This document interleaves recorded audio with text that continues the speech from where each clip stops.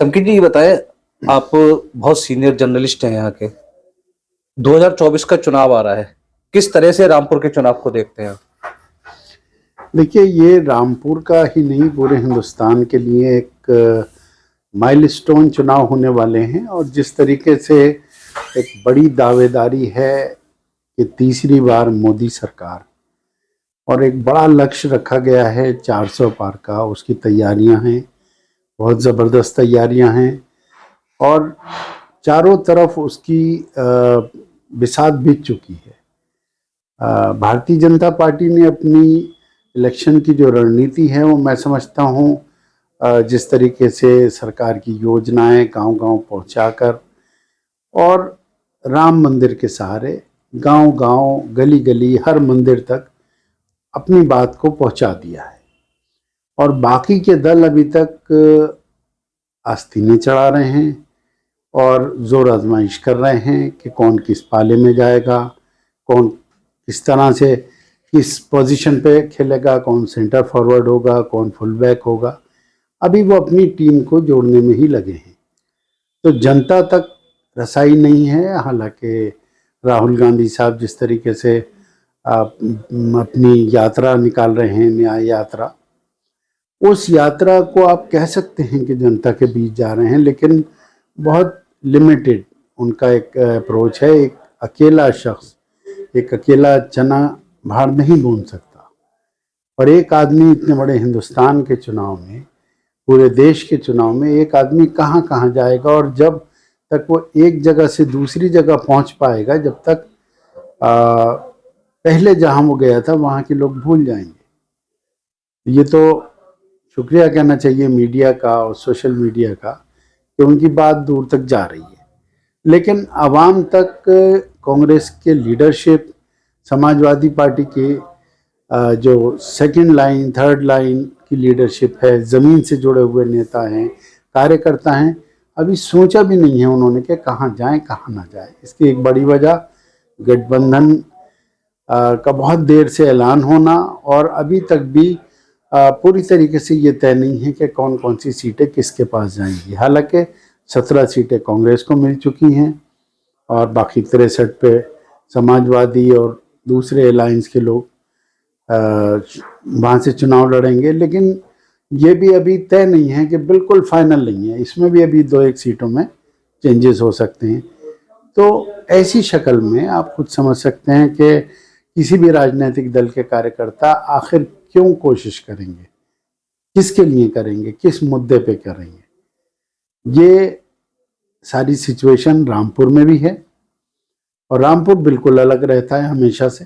पूरे तरह के चुनाव में आपने देखा होगा यहाँ के नतीजे बिल्कुल अलग कहानी बयान करते। इस बार क्या लगता है रामपुर में? देखिए, आजम खान साहब यहाँ के रामपुर की राजनीति का एक बड़ा नाम है और एक कद्दावर नेता है। और 10 बार तक लगातार एक ही सीट पर जो विधायक रहा हो, और पिछले 2019 के चुनाव में गठबंधन से, सपा बसपा गठबंधन से लोकसभा की सीट भी रामपुर की जिसने जीती हो, उनका आप अंदाज़ा लगा सकते हैं कि राजनीति पे कितनी पकड़ है। सबसे बड़ी बात यह है कि तमाम दुश्वारियों, तमाम मुकदमों, तमाम उलझनों, सज़ाओं के बाद भी आज तक वो समाजवादी पार्टी में बने हुए हैं। और मैं तो साफ कहता हूँ, पता नहीं किसी को अच्छा लगे या बुरा लगे, कि अखिलेश जी की तमाम कोशिशों के बावजूद आजम खां को पूरे प्रदेश का जो एक कद्दावर नेता हुआ करता था, दूसरे नंबर का मिनिस्टर हुआ करते थे, और खुद समाजवादी पार्टी के संस्थापक सदस्यों में से थे, उनको एक ज़िले तक सीमित कर दिया, एक शहर तक उन्होंने महदूद कर दिया। और ये अगर इतना भी उनका इस चुनाव में कद बाकी रहता है अखिलेश जी की नज़र में कि रामपुर की सीट उन्होंने आजम खां के ऑप्शन पे छोड़ दी, तो ये फिर बिल्कुल अलग तरीके का चुनाव होगा। क्योंकि आपने देखा होगा पहले भी आजम खां साहब के पास जब सीट होती है, उनकी जब पॉकेट में टिकट होता है, तो फिर दूसरे दलों का उनसे कोई भी मैचिंग यूँ नहीं होता कि दूसरे दल चाहे भाजपा हो, बसपा हो या कांग्रेस हो, उन लोगों की एक मजबूरी होती है कि वेल बिफोर, अच्छे टाइम से पहले उनको अपना एक कैंडिडेट डिक्लेयर करना होता है ताकि वो तैयारी कर सके, अपनी ज़मीन बना सके, चुनावी बिसात बिछा सके। लेकिन आज़म खान साहब आखिरी वक्त तक सस्पेंस देते हैं और कभी कभी तो ऐसा होता है, मुमकिन है कि इस बार भी ऐसा हो कि चुनाव की जो आखिरी पर्चा नामजदगी की तारीख हो, उस तारीख तक किसी को पता ना हो और 2-3 लोग अचानक जाके समाजवादी पार्टी के नाम से पर्चा दाखिल कर दें और फिर वापसी कौन लेगा और कौन आखिर में बचेगा, ये सब आजम खां के हाथ में होता है। यही एक ट्रम्प कार्ड है। अच्छा, रामपुर की अगर बात करें तो रामपुर सीट सिर्फ आजम खान से पूछ करके उन्होंने छोड़ रखी है, बाकी जगह उन्होंने जहां तक एक कैंडिडेट मतलब उन्होंने उतार दिए हैं। तो क्या समझा है, क्या अखिलेश की नजर में भी आजम खान का कद अब सिर्फ रामपुर तक सीमित है, कद गिरता जा रहा है? ये देखिए, आजम खां के साथ में जो दिक्कतें आई, जो उलझनें आई, परेशानियां आई, उसमें भारतीय जनता पार्टी एक विरोधी दल होने के नाते, एक विरोधी विचारधारा होने के नाते उन पर तो ये बात समझ में आती है कि विरोध किया, लेकिन समाजवादी पार्टी उनके आजम खां के लिए क्यों खड़ी नहीं हुई, क्यों किसी संघर्ष में आगे नहीं आई? अपने एक नेता के ऊपर तमाम मुकदमे लगते रहे, तमाम उनके ऊपर कार्रवाइयाँ होती रहीं, लेकिन समाजवादी पार्टी ने सिर्फ खानापूरी की और कोई ठोस कदम नहीं उठाया। तो लगता है कहीं ना कहीं आजम खान में भी इस चीज को लेकर नाराजगी है। अब ये देखिए, वो नाराजगी कभी उन्होंने जाहिर नहीं होने दी, उसको उन्होंने अपने सीने में दबा के रखा है। अब वो उसको मानते हैं या नहीं मानते, ये भी वही बता सकते हैं। लेकिन ये बात बिल्कुल साफ है कि आजम खान साहब के साथ में जो पार्टी का रवैया है, वो बिल्कुल जग जाहिर है कि उन्होंने एक तरीके से आजम खान को ठिकाने लगा दिया। अच्छा, उपचुनाव की अगर बात करें, उपचुनाव में भाजपा के, चाहे वो सांसदी का चुनाव रहा हो उपचुनाव, चाहे वो विधायकी का रहा हो, दोनों ही चुनाव भाजपा ने जीते। लेकिन लोकसभा का चुनाव जो है ये रियल चुनाव है, तो क्या लगता है इसमें, क्या जिस तरह बीजेपी का दबदबा रहेगा या जो आजम का दबदबा अब तक आजम खान साहब का बरकरार रहा है, वो दबदबा अब तक बरकरार रहेगा उनका आगे भी? देखिए, मैंने आपको बताया, भारतीय जनता पार्टी की चुनाव लड़ने की शैली अलग है, उनके मुद्दे अलग हैं। वहाँ वोट स्थानीय जो प्रत्याशी होगा उसके नाम पर बहुत मिलता है, ऐसा नहीं है कि उसका कोई इम्पैक्ट नहीं पड़ेगा या असर नहीं पड़ेगा, लेकिन वो सारा चुनाव मोदी जी के नाम पर होता है और मोदी को वोट दिया जाता है। मोदी साहब जो हैं वो कई जगह, मैं बताऊं कि 2014 में जब चुनाव हुआ और हम इंटीरियर में कवरेज के लिए गए, तो लाइनों में खड़ी हुई भीड़ में से कई ग्रामीण महिलाओं ने, कई बुजुर्ग महिलाओं ने आवाज़ दे के पूछा कि मोदी को वोट देना है, क्या निशान है, काहे पे बटन दबाना है। यानी वो भाजपा को, कमल को भी भूल नहीं जानती थी या उनके निगाह में नहीं था, उनको मोदी जी का नाम याद था, मोदी को चाहते थे वोट देना, लेकिन वो चलते चलते वोट डालते टाइम तक पूछ रहे थे कि हम किस पे बटन दबाएं। तो ये मोदी जी का जो एक चार्म है, जो करिश्मा है, उनके आगे फिर कैंडिडेचर काफ़ी हद तक फीका पड़ जाता है। लेकिन हाँ, ये ज़रूर है कि जैसे लोधी जी ने चुनाव जीता और उनकी जीत के पीछे एक बड़ा कारण जो था वो उनके साथ में वो जातिगत आधार था जो यहाँ पर उनके समाज का है, और कल्याण सिंह जी के टाइम से उनको एक अच्छा राजनीतिक प्लेटफॉर्म मिला। फिर आज़म खान के साथ में उनकी जो राजनीतिक काफ़ी समय बीता और उनके साथ, तो उसका भी उनको फ़ायदा मिला। तो कुल मिला के वो एक अच्छे तरीके से चुनाव लड़के निकले। लेकिन आज की परिस्थितियां बिल्कुल अलग हैं। आज जो है, आप देखिए, चारों तरफ राम मंदिर की चर्चा है, मोदी जी की चर्चा है और तमाम मुद्दे हैं, और विपक्ष बिल्कुल खाली है। अच्छा, अगर रामपुर की बात करें, हम भाजपा की अगर बात करें, भाजपा में कई दावेदार हैं, उसमें से एक नाम निकल के आता है मुरादाबाद मंडल के कमिश्नर अंजनी कुमार सिंह कि उनकी बीवी भी चुनाव लड़ सकती हैं। उधर आकाश सक्सेना नहीं, उनका भी नाम निकल के आ रहा है। वहीं जो सिटिंग एमपी हैं घनश्याम सिंह लोधी, वो भी दावेदारी कर रहे हैं नहीं मेरा टिकट मजबूत है। तो ऐसे में किस तरह से देखते हैं, जबकि एक नाम जो कमिश्नर साहब जो हैं उनकी बीवी का निकल के आ रहा है, ये वही कमिश्नर हैं जो रामपुर डीएम थे, आजम खान पर कई मुकदमे दर्ज हुए, उसके बाद कार्यवाही भी हुई, और यहाँ तक कि उनका जो आजम खान का किला था उसको ढहाने में जहाँ तक इन्हीं की मतलब पूरी वो रहे दामोदर रहा है। तो इसको लेकर के क्या कहेंगे?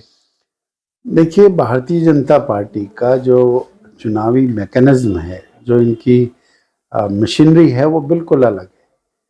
वो ऐसा नहीं है कि किसी का कोई बहुत ऊंचा सोर्स हो या किसी का बहुत अच्छा काम हो उसको टिकट मिल जाए, या किसी के जातिगत आधार हो उसको टिकट मिल जाए।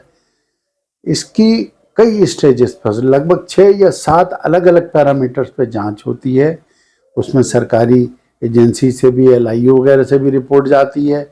उसके अलावा संघ के लोग अलग अपनी एक जांच कमेटी और खुफिया रिपोर्ट लेते हैं। उसके अलावा खुद भाजपा का संगठन, स्थानीय संगठन होता है, नेताओं का फीडबैक होता है, पत्रकारों से भी पूछा जाता है। तो 6-7 जगह से जो फीडबैक आता है, उसके बाद जो कमेटी है बहुत हाई लेवल है, वहाँ तक हर आदमी की सीधे पहुँच नहीं है। अब आपने सुना होगा गडकरी जी के टिकट के ऊपर सवाल खड़े होने लग गए, राजनाथ सिंह जी के सवाल खड़े होने लग गए कि क्या उनको टिकट मिलेगा या नहीं मिलेगा। तो इतने बड़े बड़े नाम जब सवाल के घेरे में हों तो कोई भी ये नहीं कह सकता कि किसको टिकट मिल सकेगा किसको नहीं। लोधी जी की मजबूत दावेदारी है, अच्छे आदमी हैं, ये बात ठीक है। और जहाँ तक आकाश सक्सेना साहब की आप बात कर रहे हैं, वो नगर विधायक हैं, उनके सर पे जो ताज रखा हुआ है वो बहुत अहम है। और अगर आप देखें तो अभी उत्तर प्रदेश सरकार के अच्छा खासा टाइम बाकी है। तो अगर उनको पार्टी को कुछ नवाजना होगा या उनको कुछ बड़ा करना होगा तो प्रदेश सरकार में कमिश्नर साहब की बीवी के लिए क्या कहें? जी, कमिश्नर साहब की बीवी की चर्चा बहुत ज़बरदस्त है और काफ़ी ज़ोरों शोर से। उसकी वजह यह है कि कमिश्नर साहब का रामपुर में इन्वॉल्वमेंट इतना ज़बरदस्त रहा है कि केवल ये कह देना कि आजम खां के ऊपर उन्होंने कार्रवाई कर दी इसलिए टिकट मिलेगा, ये नहीं है। उन्होंने यहाँ काम बहुत किया। यहाँ पर एक एक जो यहाँ के ऑर्गेनाइजेशंस हैं, चाहे वो ट्रेड ऑर्गेनाइजेशंस हों, चाहे वो बड़े व्यवसायी हों, उनकी समस्याएं हों, या आम आदमी भी हो, उससे वो जुड़े हैं। आपने देखा होगा कि जो एक टॉपर बेटी थी मिलक की, जिसको एक दिन का वो सरकार की योजना में DM बनाया गया था, उसके लिए उन्होंने बाकायदा इंजीनियरिंग की न केवल एडमिशन कहीं बाहर करवाया बल्कि उसकी फ़ीस का भी इंतज़ाम करा के दिया। और बहुत सारे योजनाएं उन्होंने ऐसी चला दी थी कि जिनसे वो सीधे तौर पर लोगों के दिलों के अंदर घुस गए। लेकिन तमकीन जी, वो एक अधिकारी के तौर पे उन्होंने करा था। जी जी। लेकिन जब उनकी बीवी चुनाव मैदान में, अगर पार्टी ने टिकट दिया, वो कैंडिडेट होंगी, तो कैंडिडेट को जनता किस तरह से देखेगी रामपुर के? फिर तो वो अधिकारी होंगे लेकिन कैंडिडेट भी होंगे ना उनकी बीवी। मैं वही बात बता रहा हूँ आपको कि अगर किसी अधिकारी की बीवी सीधे तौर पे चुनाव में आए तो उसका कोई बहुत ज़्यादा महत्व नहीं होता। लेकिन इन्होंने यहाँ रह के जो काम किए थे, वो एक काम आप उसे पॉजिटिव माने या निगेटिव माने।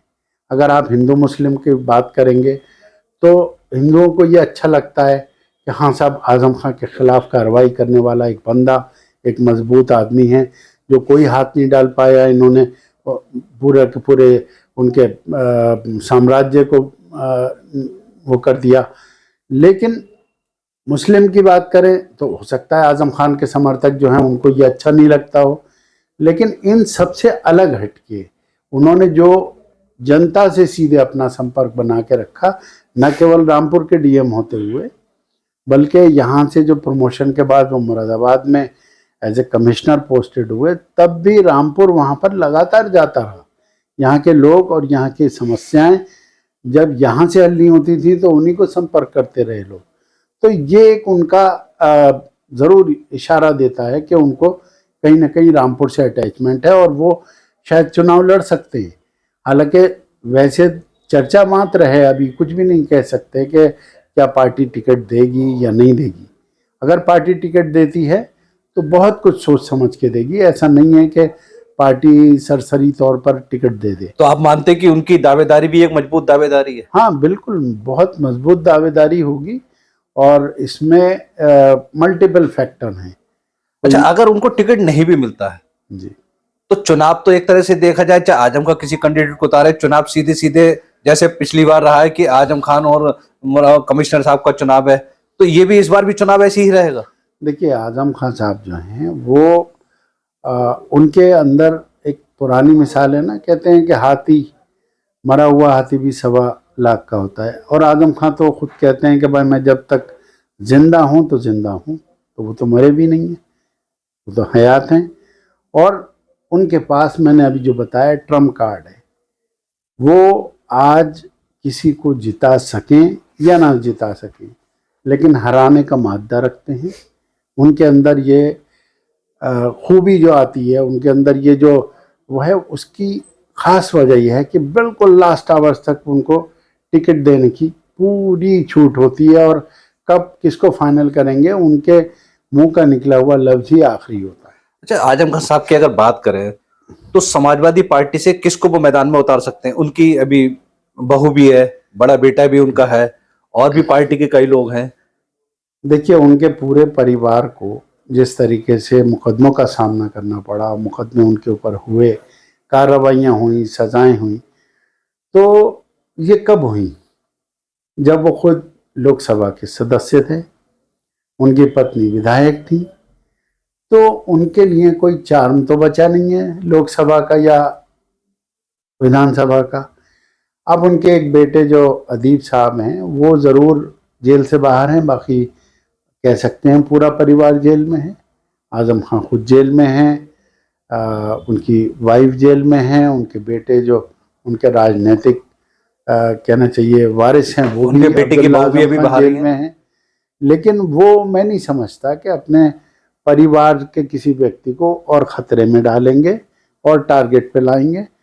और रही बात इसकी कि जो आप समाजवादी पार्टी के चुनावी रणनीति को देखेंगे तो पिछली बार जिस तरीके से सपा और बसपा गठबंधन से ये सीट निकली थी मोदी लहर के बावजूद, उसने एक इशारा दिया था, और वो इशारा था दलित और मुस्लिम गठजोड़ का। ये एक सफल एक्सपेरिमेंट मानकर मुझे ऐसा लगता है कुछ इशारे इस तरीके के हैं कि हमें इस बार ये देखने को मिल सकता है कि समाजवादी पार्टी से कोई दलित कैंडिडेट आ जाए, ताकि जो बसपा का असर है वो सीधे तौर पर कैंडिडेट दलित होने के नाते उधर कन्वर्ट हो जाए, वो वोट जो बीजेपी को जाता वो रोकने में सफल हो जाए। दूसरी बात, समाजवादी पार्टी के नाम पे उनको उम्मीद होगी मुस्लिम वोट मिलेगा। बसपा भले ही मुसलमान कैंडिडेट लड़ा दे, उसका उतना असर हो पाएगा नहीं हो पाएगा, ये एक बड़ी रणनीति होगी। तो ये एक रणनीति हो सकती है जो कि मैं समझता हूँ कि काफ़ी मजबूत एक दावेदारी बन जाएगी। रही बात भारतीय जनता पार्टी की, भारतीय जनता पार्टी का जो भी कैंडिडेट आएगा वो लड़ेगा मजबूत, और बल्कि जिसका भी मुकाबला होगा उससे ही होगा। और सीट आज भाजपा के पास है उपचुनाव में, तो अब अगर कोई और दल लेता है तो भाजपा से सीट लेना ऐसा है जैसे हाथी से गन्ना मांगना। तबीन भाई, एक आखिरी सवाल है कि जिस तरह से आजम खान साहब जेल में है, अखिलेश पार्टी उनको बिल्कुल एक तरह से देखा जाए फिर रामपुर की सीट उन्होंने छोड़ रखी है, तो क्या लगता है कि रामपुर से अगर समाजवादी पार्टी का जो भी प्रत्याशी उतरेगा उसको आजम खान साहब की मर्जी से ही उतरेगा, या उस पर दबदबा रहेगा आजम खान साहब का, या जिस तरह से जो भी कैंडिडेट उतरेगा कितना मजबूत उतरेगा फिर वो? देखिए एक शेर है, काट कर जुबां मेरी कह रहा है वो जालिम, अब तुम्हें इजाजत है हाले दिल सुनाने की। आज आजम खान साहब को इस सिचुएशन पे पहुंचाने के बाद, जबकि उनके पोस्टर्स आपको समाजवादी पार्टी कार्यालय में, समाजवादी पार्टी के होर्डिंग्स में, सब जगह मिलेंगे, लेकिन बोलते हुए आजम खान समाजवादी पार्टी को शायद नहीं चाहिए। इसी वजह से उन्होंने उनको बाहर निकालने की कोई कोशिश नहीं की है, कोई प्रयास नहीं किया है, कोई संघर्ष नहीं किया है। हाँ, पोस्टर चाहिए आजम खान साहब का, उनके नाम पे वोट भी चाहिए। अब खामोश आजम खान समाजवादी पार्टी की नैया कितनी पार लगा पाएंगे ये मैं नहीं कह सकता, क्योंकि आजम खान की जो मुख्य ताकत है या उनका जो हथियार है वो उनकी वाणी है। चाहे वो उनके विरोधियों को घायल करने का काम करती हो या उनकी पार्टी को के लिए एक मैंडेट बनाने का काम करती हो, तो वो उनकी जो जबान है वो खामोश कर दी गई है। अब ऐसे में समाजवादी पार्टी उससे क्या फ़ायदा लेना चाहेगी। हाँ, अगर रामपुर में उनके लिए सीट छोड़ी गई तो मैंने जो आपको इससे पहले बताया, मुझे ऐसा लगता है कि वो कुछ ऐसा करके दिखाना चाहेंगे कि भाजपा को जीतने से रोक सके, खासकर जबकि कैंडिडेटर ऐसा हो जैसे आप बात कर रहे हैं। अगर इस तरीके की कोई बात आती है तो वो सारी ताकत लगा के अपना विरोध दर्ज कराने की कोशिश करेंगे।